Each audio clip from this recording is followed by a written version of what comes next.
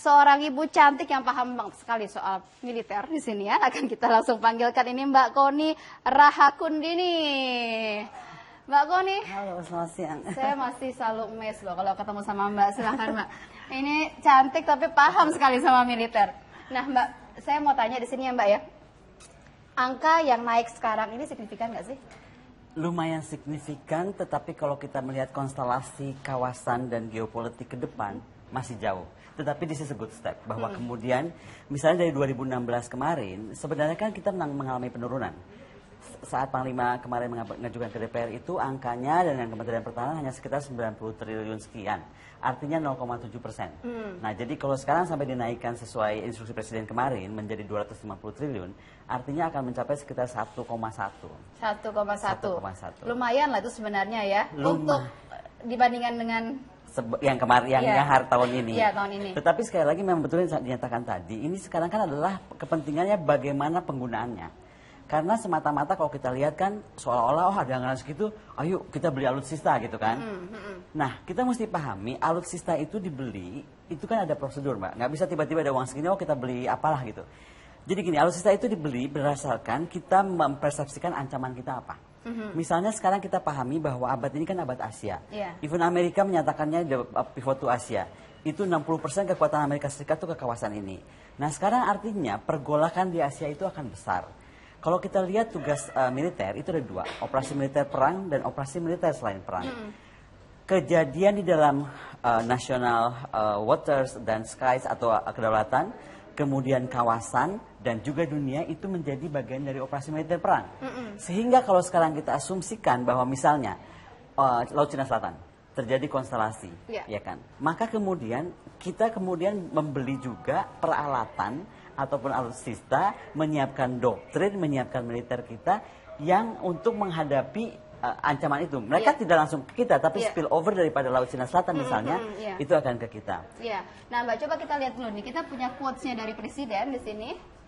Ya, bahwa saya menyadari untuk membangun TNI yang profesional dan disegani harus mampu memenuhi alutsista bagi 3 matra secara terpadu begitu ya. Dan kemudian kita juga lihat bagaimana kemudian tanggapan dari para wakil rakyat kita. Oh ini masih soal dari Presiden bahwa ke depan kalau pertumbuhan ekonomi bisa naik paling tidak di atas 6% akan muncul angka 1,5% dari PDB. Nah ini dia dari Presiden. Ya saya menyadari untuk membangun TNI yang profesional harus mampu memenuhi alutsista. Nah, yang berikut ini adalah tanggapan dari Wakil Ketua Komisi 1 DPR, jangan membeli tapi kurang senjata, tidak ada radar dan sebagainya, lebih baik membeli dengan kualitas yang utuh daripada beli secara bertahap. Nah, ini soal pemakaiannya tadi Mbak katakan bahwa kita harus memetakan dulu sebenarnya kebutuhan kita. Ancamannya apa? Memangnya selama ini kita kalau beli alutsista tuh nggak dengan cara itu, saya melihatnya gini, seolah-olah kita itu sekarang beli alutsista pertama, operasi militer TNI itu dianggap konsentrasinya kepada operasi militer selain perang. Coba diperhatikan sekarang, TNI itu ngurusin sawah, TNI ngurusin Kalijodo, TNI ngurusin jadi kayak Satpol PP. Padahal kan tugas utama militer itu adalah operasi militer perang. Which is tadi saya bilang menjaga kedaulatan, ya kan, sovereignty tadi, kemudian juga menunjukkan, apalagi kita dengan ada ASEAN Security Community. Itu kan artinya keamanan kawasan kita harus ikut serta. Jangan sampai tetangga kita sudah mampu menjangkau kawasan kita tidak mampu menjangkau ke sana gitu. Nah sekarang coba perhatikan Australia. Australia baru mengeluarkan buku putih pertahanan. Itu harus menjadi tolak ukur juga karena dia tetangga terdekat.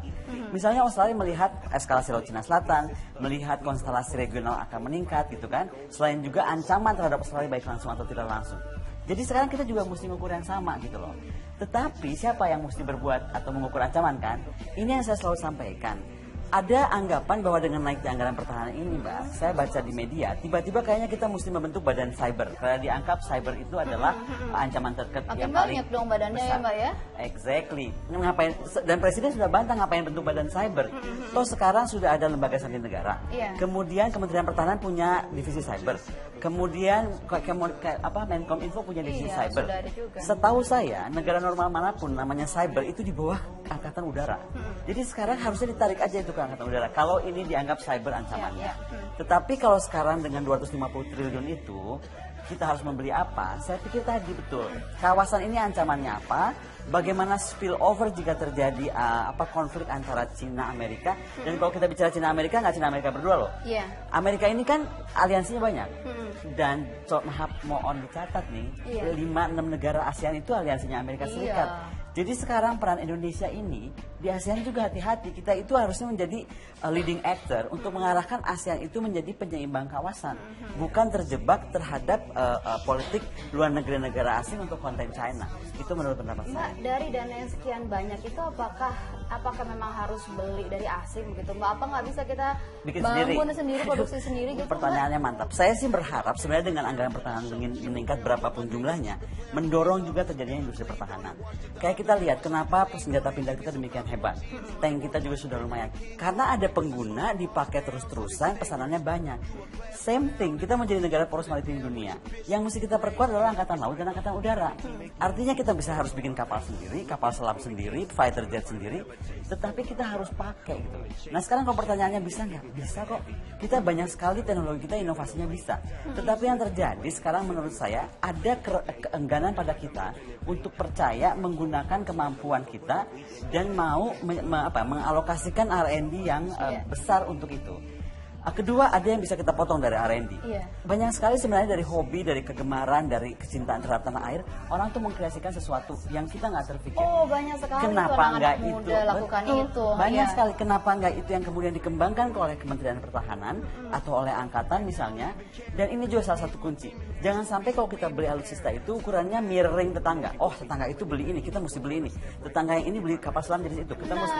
Belum tentu sama belum kebutuhannya. Tentu sama, kan? karena kan kita negara archipelagic, jadi kita mesti benar-benar cocok nggak ya kapal selam seperti itu? Karena kapal selam sebesar misalnya sebesar tertentu itu hanya cocok di Alki 2, Alki 3. Nah, kenapa kita nggak bikin sesuatu yang letal, yang kita sendiri tahu? Karena yang paling ngerti negeri kita itu tanah air kita bentuknya seperti apa. Nah, ngomong-ngomong soal itu, ini kan Presiden Jokowi kan arahnya adalah negara maritim. Apakah ini kemudian artinya kita bisa mengasumsikan bahwa nanti akan lebih banyak alat-alat alutsista yang berkaitan dengan laut begitu kira-kira? Nah, ini juga mesti diluruskan. Saat Presiden Jokowi menetapkan kita negara poros maritim dunia, itu jangan lupa bahwa perang modern itu angkatan laut nggak kayak zaman abad 14 atau abad 10 yang angkatan laut bergerak aja angkatan laut. Di dalam perang modern, semua angkatan laut itu dilindungi dari perlindungan udara. Jadi oleh angkatan udaranya, oleh kekuatan radar, kekuatan satelit, kekuatan AWACS dan sebangsanya. Jadi saat kita berbicara tentang negara poros maritim dunia, artinya kita berbicara tentang negara poros maritim dan dirgantara dunia. Jadi kekuatan laut dan udara yang harus didorong, bukan hanya angkatan laut. Jadi bukan berarti kemudian ya gitu ya, ini hanya hanya angkatan laut ya. Tapi saya sih suka idenya tadi Mbak, karena anak-anak muda sudah banyak sekali nih membuat penelitian-penelitian. Kayak baru-baru ini kami juga tayangkan mengenai anak-anak muda yang bikin robot mata-mata, begitu kan? Ini satu teknologi sebenarnya kita bisa manfaatkan sih untuk mengembangkan, begitu kan? Sebenarnya menurut saya itu sangat menarik. Jadi gini loh, negara yang maju itu seperti Korea, Jepang, itu kan karena inovasi negara-negara yang mau menginovasi gitu sesuatu. Di kita itu bukan kurang, banyak. Cuman kayaknya kurang diserap gitu loh. Padahal misalnya tadi ada yang misalnya menemukan kursi roda dengan mikir kursi rodanya mengarah kemana. Mungkin itu kalau dikembangkan bisa jadi drone yang kita pikir kemana, dia udah terbang kemana. Jangan sampai anak-anak muda itu diambil oleh MIT misalnya. Tapi itu bisa ya, anggaran itu digunakan untuk pengembangan, tidak harus belanja, itu bisa ya? Pertama pasti bisa, tetapi kedua adalah harus ada komitmen dari Kementerian Pertahanan, juga dari lembaga terkait, which is TNI, Angkatan Laut, Angkatan Udara utamanya, yaitu menggunakan atau mencoba R&D ini atau pendatang baru dalam pemain industri pertahanan untuk bisa tumbuh. Kalau enggak kan nggak bisa dong. Siapa yang mau menyerap? Misalnya saya hobi bikin kapal selam nih. Masa buat saya main-main kapal selam sendiri kan nggak mungkin. Itu dia. The more you use it, the more saya akan tahu bahwa ini kurangnya, ini lebihnya, ini yang mesti ditambah gitu.